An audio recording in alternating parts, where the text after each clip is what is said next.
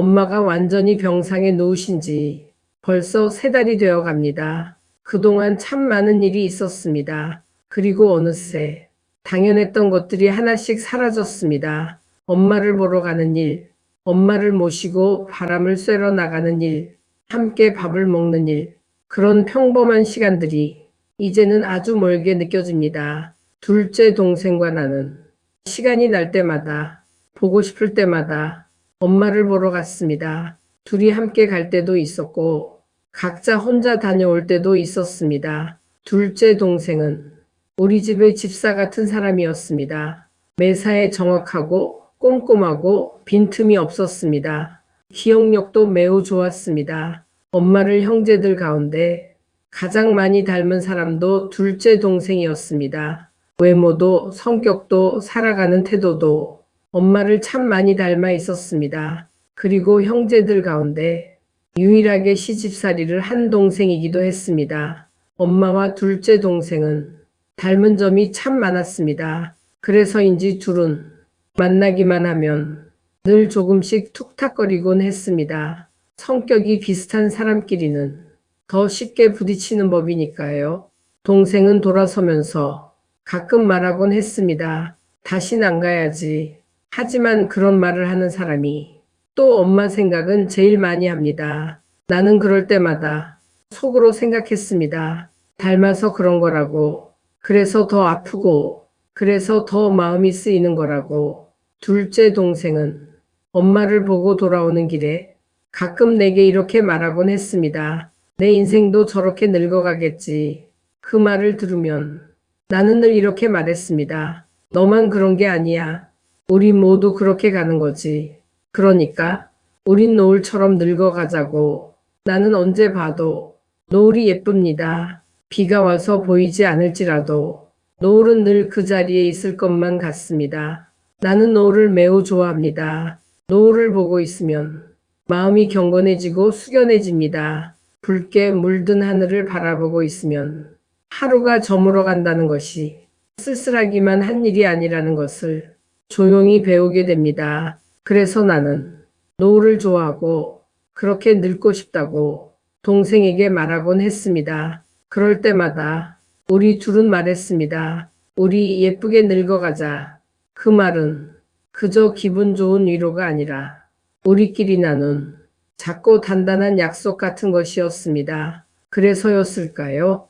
둘째 동생과 나는 시를 배우기 시작했습니다. 시를 쓴다는 건 혼자서도 할 수 있는 가장 가성비 있고 가심비 있는 일이었습니다. 돈이 많이 드는 것도 아니고 거창한 준비가 필요한 것도 아니고 마음만 있으면 할 수 있는 일이니까요. 무료한 일상이 아니라 생기 있는 일상으로 살기 위해 우리는 시를 가까이 했습니다. 엄마를 보러 갈 때면 둘째 동생은 늘 필요한 물건을 준비해 갔습니다. 엄마에게 필요한 것이 무엇인지 미리 챙기고 생각하는 일은 늘 동생의 몫이었습니다. 나는 동생들 밥을 사곤 했습니다. 누가 정한 것도 아닌데 어느새 그렇게 역할이 나뉘어 있었습니다. 둘째 동생은 준비하는 사람, 나는 먹이고 챙기는 사람. 그것이 엄마를 향한 우리 나름의 사랑의 방식이었습니다. 엄마와 둘째 동생은 성격이 비슷해서 볼 때마다 늘 조금씩 부딪혔습니다. 엄마도 만만치 않고 동생도 쉽게 물러서지 않았습니다. 서운한 말이 오가고 툭탁거리다가도 돌아서면 또 마음이 쓰이는 관계.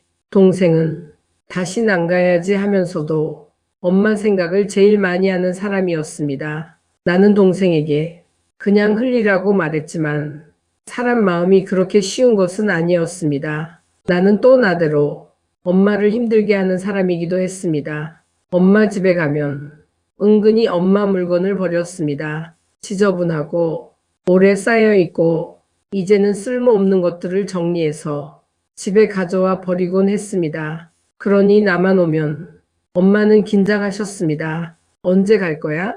그리고 때로는 그럼 오지 마. 그렇게 말씀하시기도 했습니다. 그 말이 서운하면서도 나는 그 마음을 알 것 같았습니다. 우리가 오는 건 좋지만 당신의 살림을 건드리는 일은 피곤하셨던 것입니다. 그래서 그 다음부터 우리는 미리 말하지 않고 불쑥 찾아가곤 했습니다. 그러면 엄마도 우리 온다고 점심을 하느라 애쓰지 않아도 되었고, 우리는 엄마를 모시고 동생들과 함께 밖으로 나가 바람도 쐬고 외식도 할 수 있었습니다. 그때는 몰랐습니다. 그 시간이 얼마나 귀한 시간이었는지를.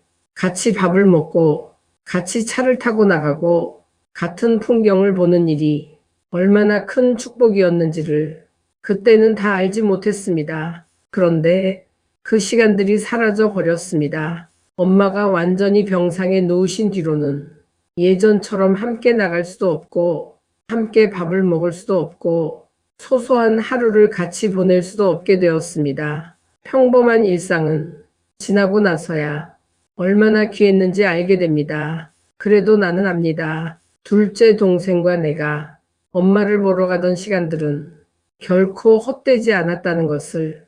툭탁거림도 사랑이었고 잔소리도 걱정이었고 필요한 물건을 챙기던 손길도 밥을 사던 마음도 모두 엄마를 향한 사랑이었다는 것을요.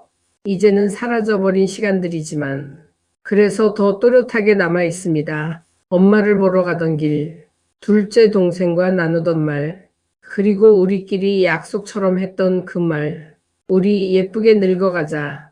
엄마를 바라보며 우리는 결국 우리 자신의 시간도 배우고 있습니다. 그리고 나는 오늘도 노을을 좋아합니다. 노을을 보고 있으면 마음이 경건해지고 숙연해집니다. 아름답게 저물어 간다는 것이 끝을 의미하는 것만은 아니라는 걸, 삶의 한 모습이라는 걸 엄마를 통해 이제 조금은 알 것 같기 때문입니다. 사라진 시간은 없어지지 않습니다. 그리움이 되어 오래 남을 뿐입니다.